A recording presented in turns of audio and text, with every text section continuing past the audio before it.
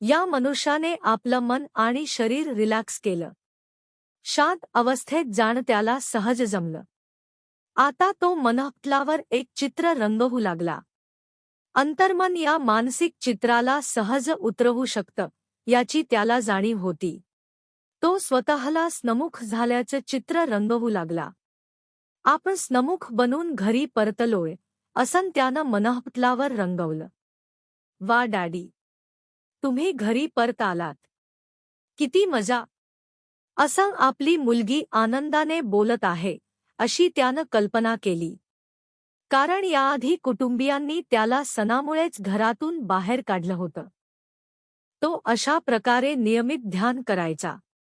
लहान मुलीचं मानसिक चित्र रंगवायचा.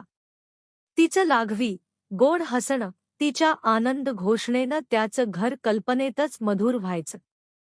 तो भावविभोर व्हायचा. आता त्याला एक नवीन सवय लागली होती. खरं तर ती संथ प्रक्रिया होती, पण त्यानं न कंटाळता हा सराव सुरूच ठेवला. त्यानं मूळची चिकाटी सोडली नाही.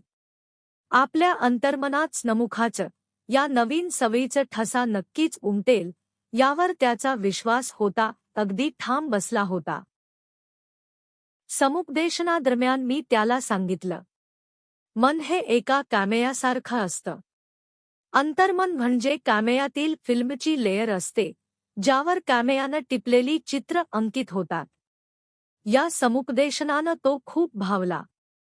अंतर्मनावर त्यानं जे नवं सकारात्मक चित्र तयार केलं, ते अंकित व्हावं, ते विकसित व्हावं हेच आता त्याचं एकमेव ध्येय बनलं.